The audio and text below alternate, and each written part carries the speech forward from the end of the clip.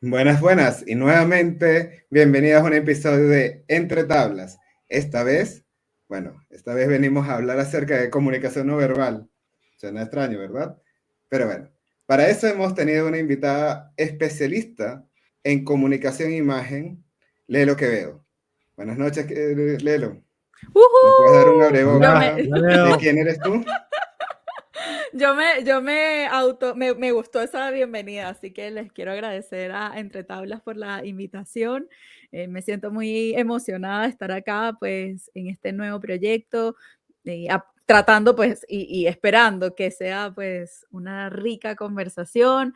Bueno, para los que no me conocen, mi nombre es Consuelo Quevedo, soy especialista en comunicación no verbal, lenguaje, comunicación, imagen personal, imagen pública, todo lo que tiene que ver, usted necesita comunicar un mensaje, pueda volver a confiar en sí misma desde la confianza, o sea, desde la comunicación y desde esas tomas de autoconciencia que tenemos que hacernos a nosotros mismos, esos momentos en donde decimos, quién soy yo, qué es lo que está pasando, cómo tengo que lucir ante tal evento, a lo mejor, o ante una entrevista de trabajo. Entonces, todos esos momentos de toma de conciencia, o creo que no me fue tan bien por esto y por esto. Entonces, todos esos momentos de toma de conciencia son muy importantes para mí. Obviamente, la comunicación también. Y la confianza, que es la base para mí de cualquier relación. Y si es de cualquier relación de aquí para afuera, imagínate de cualquier relación de aquí hacia adentro. Yo digo, yo siempre parto. Mira, si yo voy a partir por algo, siempre voy a partir por el principio. Eso, para los que no me conocen, soy migrante, vivo en Chile hace 10 años, casi. Yo siempre digo que llegué cuando llegué, estaba Andrés Bello y yo salí en la foto al lado. Estaba Andrés Bello y yo al lado, ahí no había Eres parte nadie de la más. primera camada, más o menos. Aquí no había nadie, o sea, yo he hecho esos cuentos y yo les digo, aquí no había harina pan, aquí no había Café Madrid, eso no existía, Diablito, eso no existía. Pura O sea, marraqueta. pura marraqueta, mi reina. Y aprendí a querer la gastronomía chilena, que la quiero muchísimo. Me fascina la comida chilena. Yo creo que es como uno de mis, así como comida favorita, el pastel de choclo, la carbonada, todos, te las puedo nombrar todas porque las amo. Me encanta la empanada, la sopaipilla con pebre, la sopaipilla pasada cuando llueve, todo, todo, todo, todo, todo. Yo de la gastronomía chilena sí no me puedo quejar. Muchísimas gracias y eso es muy bueno. Sí, Bueno, sí. Lelo, primero gracias por venir. ¿Cómo nació este tema? Bueno, hablando con Gustavo, estábamos hablando de lo que era el PNL y todo lo que conlleva la parte de persuadir y negociar a través de las palabras, pero hablamos de ese lenguaje no verbal. Entonces, cuando hablamos de ese lenguaje no verbal, ahí hay que enfatizar qué es lo que estamos buscando y cómo nos comunicamos con esos ratos de silencio o esas acciones que no percibimos. Entonces dijimos, tenemos que traer a alguien que sepa de esto. Voy a definir rápidamente lo que es programación neurolingüística o PNL para poder dar una apertura a este tema. Y es un conjunto de modelos, habilidades cognitivas y técnicas para actuar, pensar y sentir de forma efectiva en todos los aspectos de nuestra vida. La PNL se encarga del estudio de la conducta humana, centrándose en la comprensión de los procesos mentales y emocionales.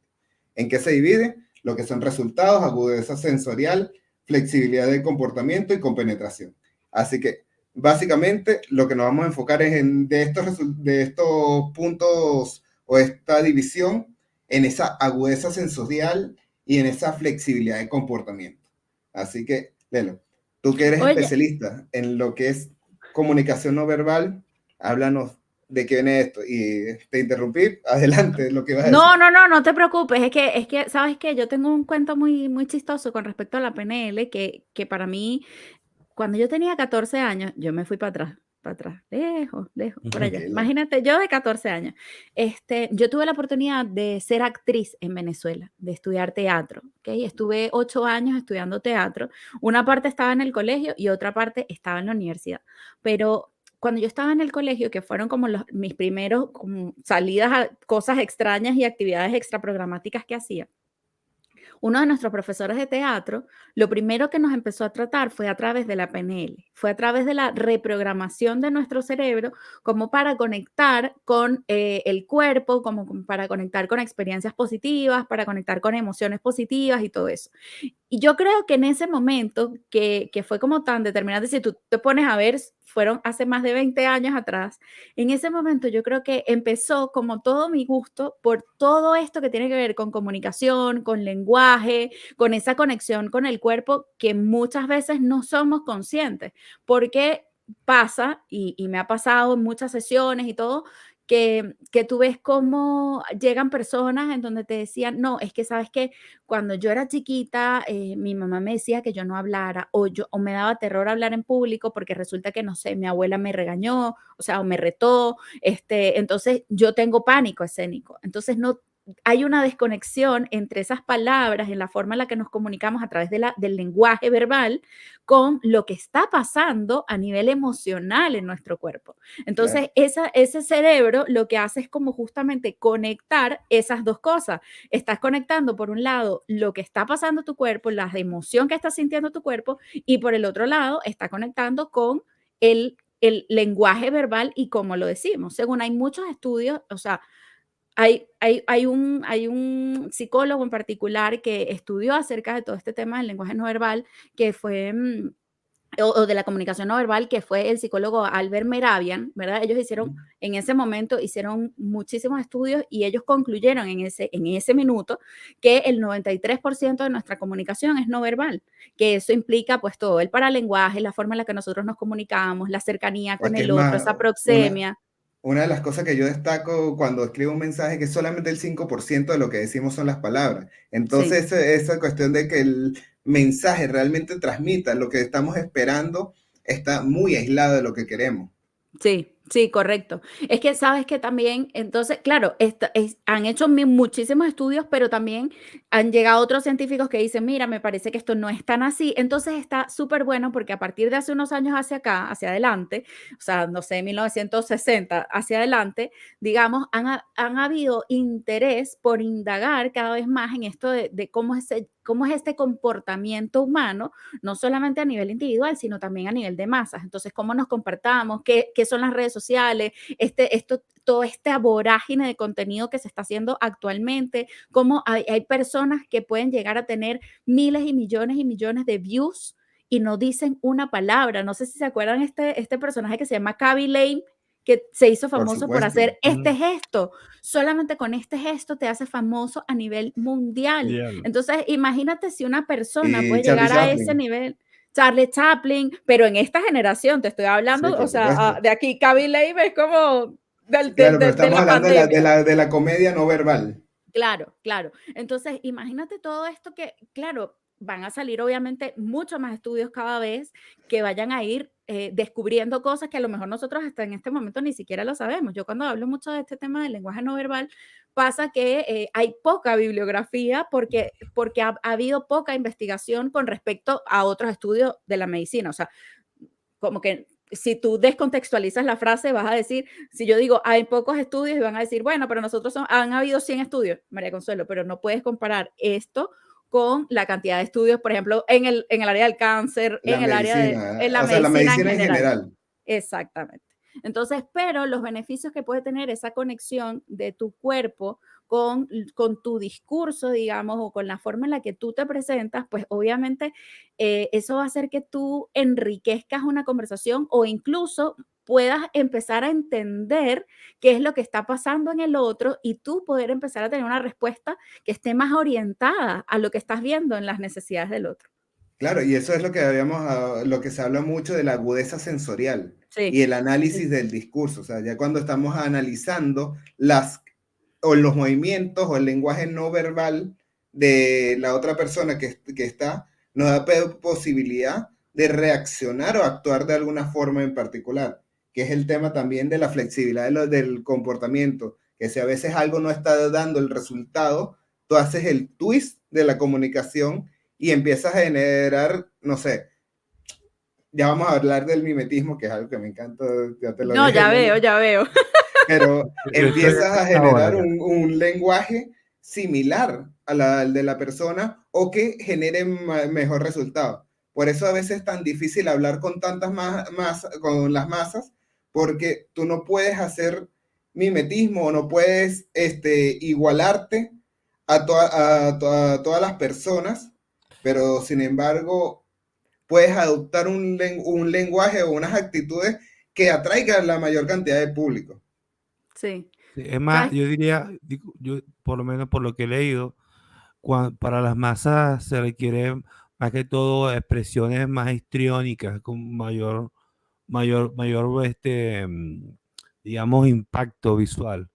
Depende. Ujú. Te doy un O sea, ejemplo. yo siempre digo, por ejemplo, depende del mensaje que se quiera dar. Por ejemplo, no sé si Yo han hablo de los visto. políticos, para un ejemplo. Ah, Te digo claro, la gente. no, sí, no, política, sí, todo lo que tú quieras. Te voy a dar, yo te voy a dar 4 ejemplos, a ver Ok, qué opinión me puedes dar tú. ok. El primer ejemplo, bueno, probablemente de los más antiguos, Mussolini. Ok. Mussolini, era un hombre bastante histriónico. Él invitó a un reportero de la BBC, para que digamos que reporteara la marcha sobre Roma, y después lo volvió a invitar años después, previo a la guerra, no había guerra, entonces para que lo acompañara con una gira. Y el periodista le llamó mucho la atención que Mussolini pasaba muchos minutos o casi una hora antes del speech, del discurso, frente a un espejo, haciendo el gesto, haciendo el otro gesto y chequeando cómo se veía, reflejaba él en el espejo. Y después repetía, como decir, el número, lo repetía en el balcón. El otro, Philip Hoffman, fotógrafo personal de Adolf Hitler. Aunque como yo creo que hemos estado bastante bombardeados de que ya de la historia que él le tomaba fotos a Hitler y ambos chequeaban cómo Hitler se mostraba su postura y todo eso, Claro. ¿no? Y a la gente le sorprendería que, por ejemplo, Hitler era una persona introvertida y que el tono de voz en persona, que pocas grabaciones, era muy diferente a lo que se veía digamos que, A lo que se mostraba, a lo que se claro, al mostraba. público. Y lo otro, yendo al criollismo venezolano, si uno, digamos que se atrae de la histeria del momento, si uno veía los gestos, por ejemplo, de Enrique Capriles en 2012, yo, en mi opinión, uno vería a esta persona un comportamiento un poco hasta ridículo, exagerado, pero digamos que hasta uno como espectador, en el momento le parecía, le atraía, o digamos lo que lo impulsaba a seguirlo. Me Bueno, me encantan esos 3 ejemplos. Espérame, que yo me quedé absorta en esta intervención, o sea, quedé como sin palabras. Esa es la habilidad de Gustavo. Me encanta, me ya estoy encanta. listo. Bueno, ¿sabes qué? Te voy a responder esto, pero quiero conectar con algo que es súper importante, que cuando fue el primer debate televisivo entre Richard Nixon y Kennedy, ¿ok? Como para ponernos más o menos en esas bandas de la historia, tú sabes que obviamente habían 2 candidatos, pero solo uno de ellos se preparó para presentarse frente a la televisión. Entonces pasaron cosas curiosas como que las personas que escucharon el debate, como siempre se habían escuchado los debates, era el primero televisado, pero no estaba la televisión a nivel masivo. Entonces, las personas que escucharon el debate daban como ganador a Nixon, pero las personas que vieron el debate daban como ganador a Kennedy. Cuando pasa todo el revuelo de las elecciones en Estados Unidos, lo que sucede es que, claro, salen del debate, quién había ganado, como toda esta contienda y todo esto, y Nixon dijo, si a una persona, a ti, te dice cómo vestirte, cómo pararte y cómo expresarte, y tú no, o sea, como que tú no le haces caso, eso te puede costar las elecciones presidenciales de un país. A eso, si ahora lo extrapolamos a todas estas 3 cosas que estamos conversando, o sea, vamos desde el criollismo nuestro, y tú dices, ¿quién asesoró entonces a Capriles durante esa campaña? ¿Qué estaba pasando allí en el 2012? Eso sería interesante saber. ¿Qué estaba Sí. pasando allí en el 2012? ¿Por qué esos gestos exagerados? ¿Por qué esos gestos como invasivos con el otro? qué estaba pasando también del otro lado del espectador. Pero es que en Latinoamérica nosotros tenemos tela para cortar, para hacer Sí, de estos 5 libros. incluso sin irnos mucho, tú tuviste en algunas publicaciones anteriores el análisis de los lentes de Boric, Sí, que hacías mucha simbología a los presidentes anteriores que habían utilizado lentes. sí, sí, no, es que sabes que suena curioso para una persona como yo, que obviamente está estudiando el tema, está en constante como, me gusta saber como estos temas de historia, me gusta mucho conocer como estas partes históricas, y te das cuenta que en la imagen de un presidente que recién se está subiendo como un estrado, hay una simbología muy importante con respecto a esos lentes. Y cuando te vas a la historia de Chile, cuando te metes en esos archivos, en esa biblioteca nacional y te das cuenta que hay como una simbología con respecto a los lentes de Allende, que fueron en ese momento la única pieza que se encontró cuando pasa todo lo que sucede acá en Chile digamos, con todo lo que sucedió acá en Chile con ese cambio de mando que fue un poquito golpe de Estado, fallecido, etcétera, etcétera. O sea, como que fue como tan atropellado, digamos. Esos Entonces, famosos lentes de pasta. sí, son unos famosos lentes de pasta. Entonces, claro, cuando empiezan a existir en nuestra historia todo este tipo de cosas, lo que sucedió con Mussolini. ¿No te acuerdas que hay una película que se llama El discurso del rey, en donde él Ujú. también practicaba y practicaba porque tenía un tema a No era nivel vocal? tartamudo. Claro, a nivel vocal, era Ujú. tartamudo. Entonces, empiezas a practicar todos estos discursos y te das cuenta que hay gestos, obviamente, este gesto famosísimo que es archiconocido, que de hecho está prohibido hacer, que es el gesto de Hitler. Ese gesto también es un gesto que está súper, ultra, mega conocido y es un gesto que está prohibido hacer en muchísimos lugares del mundo. Entonces, Claro, claro, cuando existen este tipo de cosas históricas, tú te empiezas a dar cuenta que esa historia cada vez está llegando más cerca de ti, porque antes a lo mejor era Mussolini, después estaba Richard Nixon, después estaba Capriles, después ya Boris ya te empieza a tocar un poquito más cerca, pero después te das cuenta que esa persona puede ser tu jefe o puede ser un compañero de trabajo o puede ser tu pareja. Entonces, cuando tú te empiezas a dar cuenta que ya la cosa no está tan lejos, sino que está un poquito más cerca, tú quizás puedes empezar a poner un poquito más de ojo y puedes reaccionar un poquito mejor ante esas necesidades del otro. claro. Yo utilizo lentes porque soy ciego realmente, pero trata de utilizarlo para transmitir un mensaje. Sí, sí, Salvador, ya Oye, sé que es el presidente, ya lo sé. Claro, claro, para que todos ustedes lo vean sabemos. pronto. Bueno, y básicamente partimos del análisis del discurso y eso que estamos hablando, de empezar a leer las personas.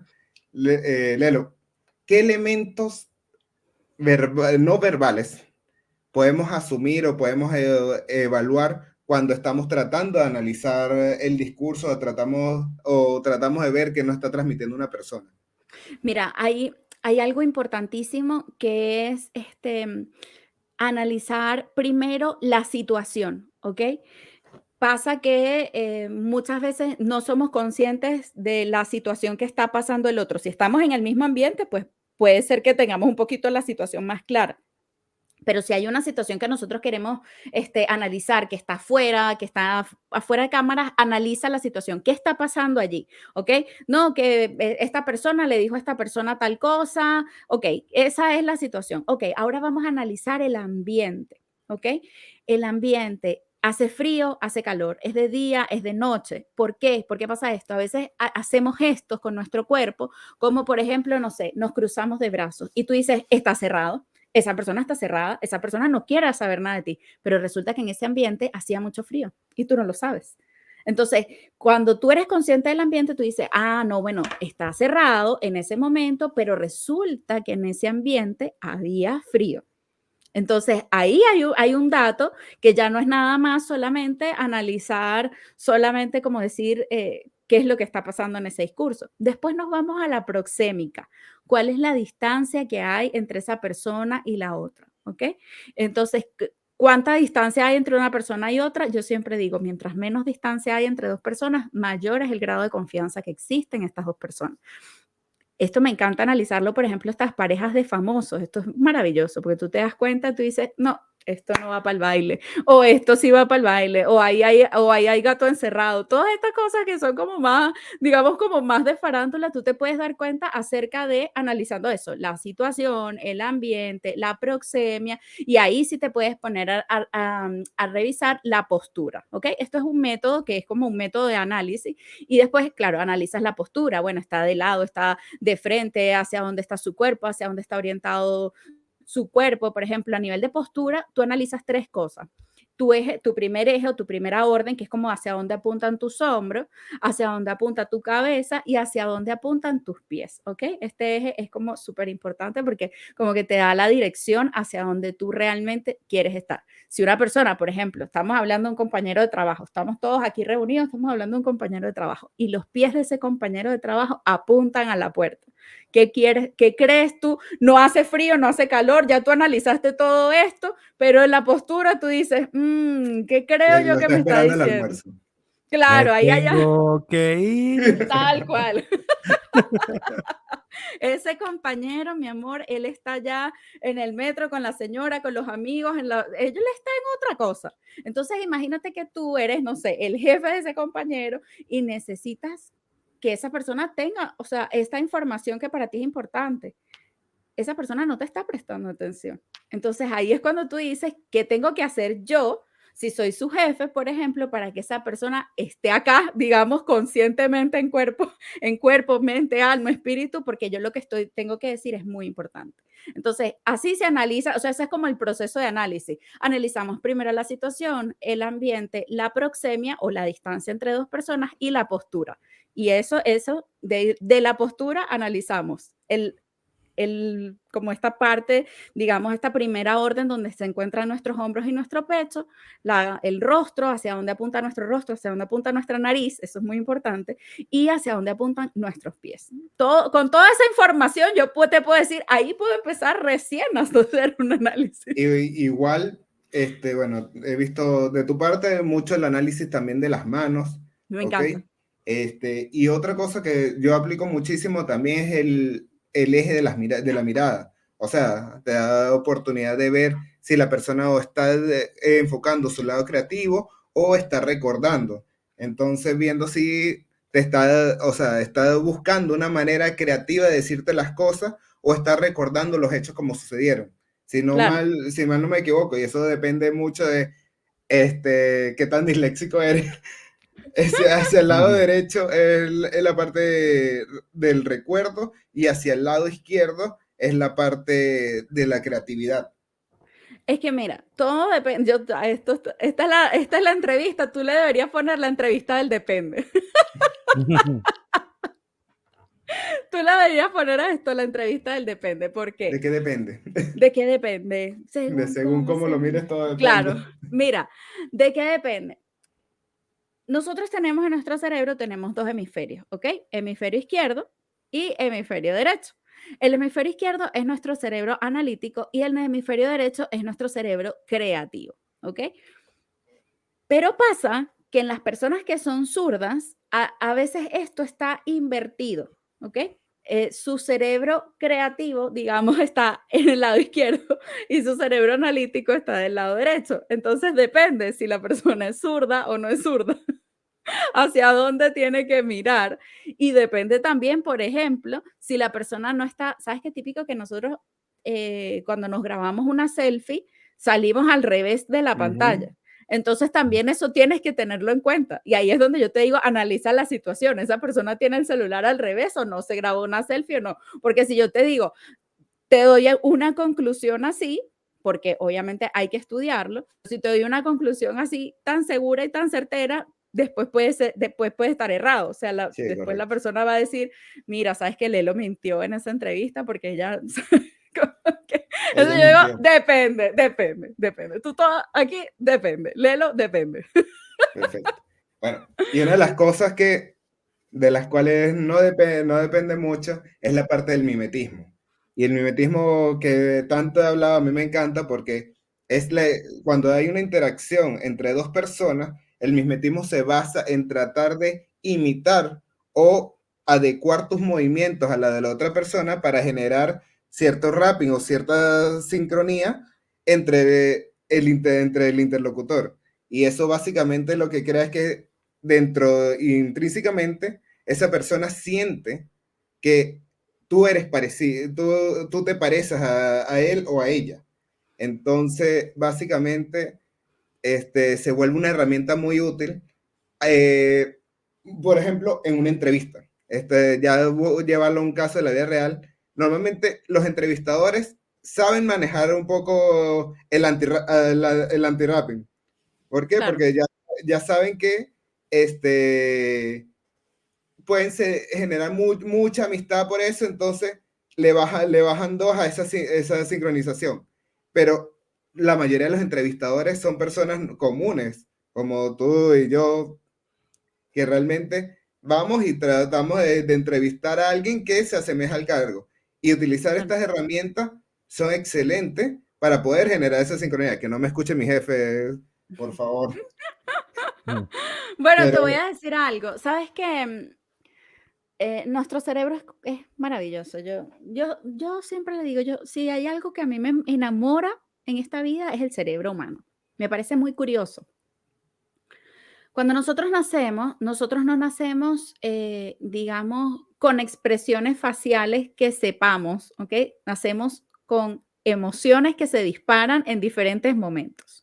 Las expresiones faciales nosotros las vamos adoptando a medida del tiempo. ¿A través de qué? De lo que se llama neurona espejo. Nosotros en nuestro cerebro tenemos algo que es maravilloso, que nos permite, pues, aprender en la vida. Hay diferentes formas de aprender, eso es tema para otro día. Pero una de estas formas en las que nosotros empezamos a adoptar es cuando somos bebés y tú has visto que de repente la mamá le sonríe al bebé y le dice, ay, ya, mi niño chiquitito, no sé cuánto, sonríe y el bebé sonríe. El bebé en realidad no está sonriendo. El bebé en realidad, a través de su sistema neuronal y de su neurona espejo, está copiando el gesto de mamá.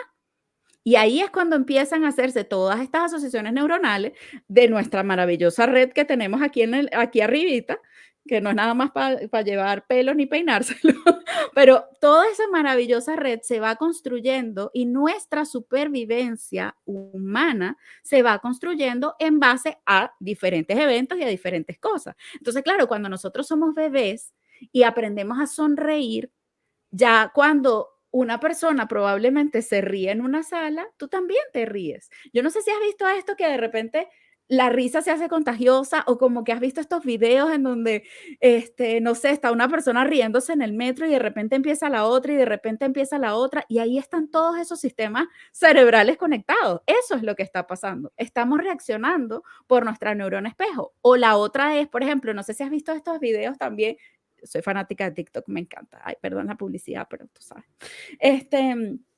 Que pones, por ejemplo, una mano, ¿verdad? Como que pones una mano y el otro brazo se lo escondes a la persona y aquí pones como una mano de juguete al lado, ¿no? Como que pones las dos manos así. Y, pero esta mano derecha, ponte tú, es una mano de juguete, pero la persona tiene el brazo aquí.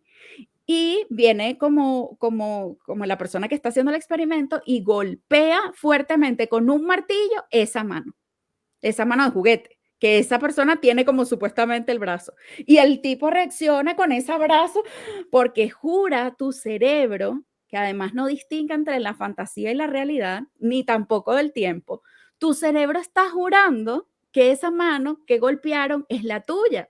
Entonces, imagínate el poder que tiene tu mente para poder crear cosas y crear momentos. Entonces, claro, cuando hablamos de mimetismo, cuando hablamos de hacer este rapport, cuando hablamos de entender a ese otro o empezar a copiar esos movimientos que tiene el otro para poder generar esa empatía y esa conexión, viene todo esto de esta red neuronal que se creó desde que tú eras un bebé.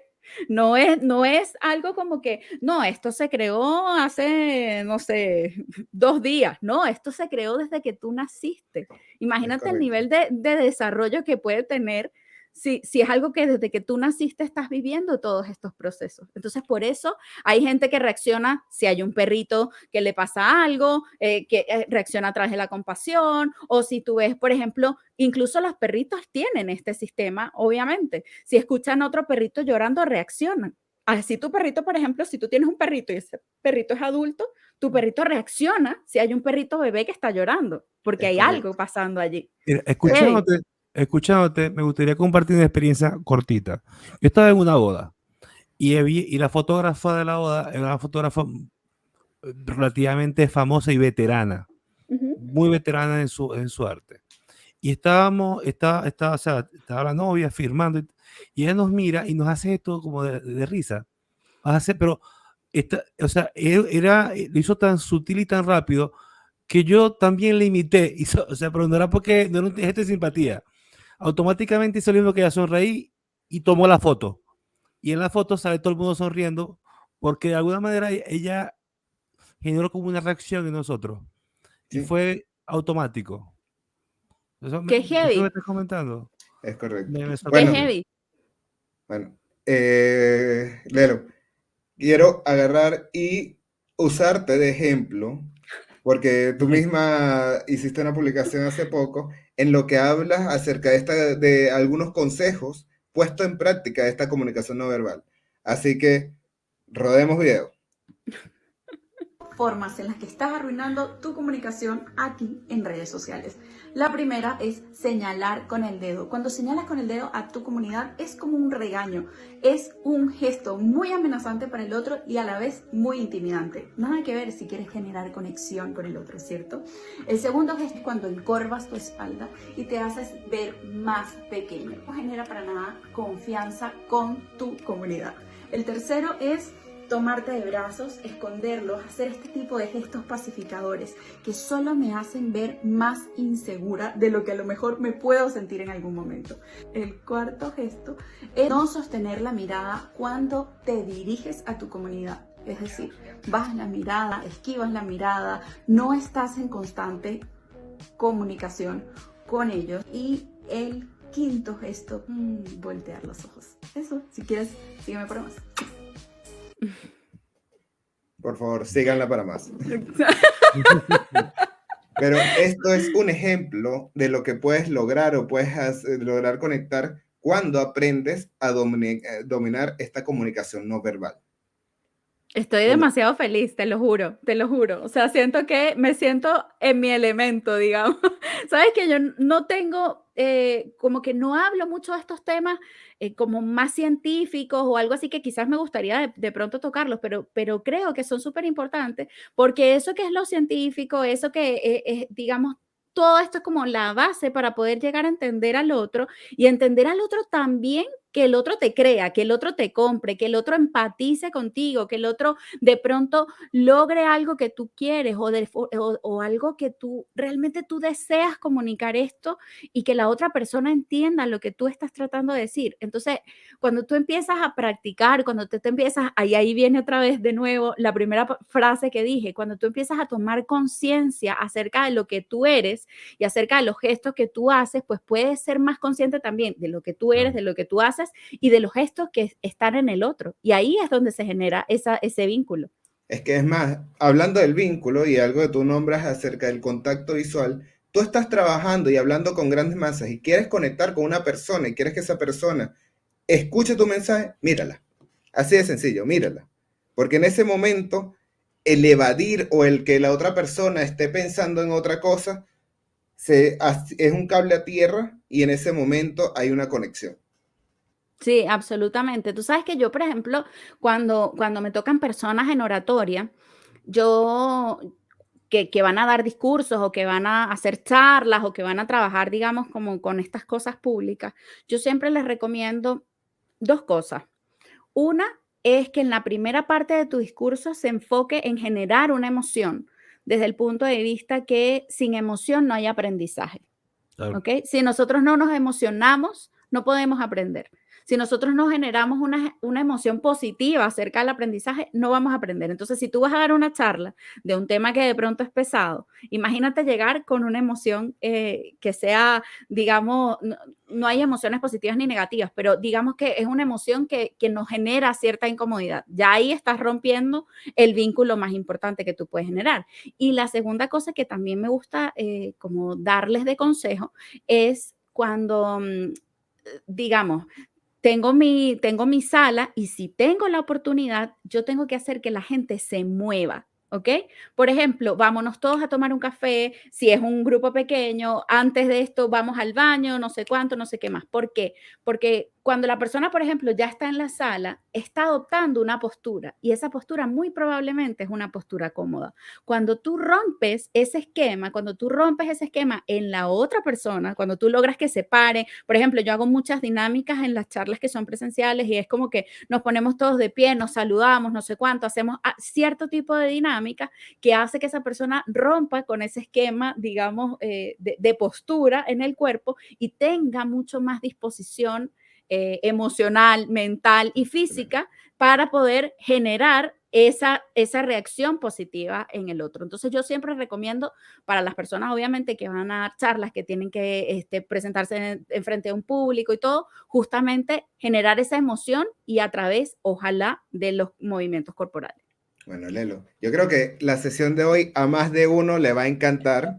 Yo estoy encantado con lo que estamos hablando y como conclusión yo puedo decir que básicamente entendiendo el lenguaje corporal y dominando tus gestos, puedes lograr que tu discurso se transmita correctamente, lograr influir correctamente en las otras personas y, bueno, básicamente también saber cuál es el trasfondo o lo que viene detrás de lo que se está hablando.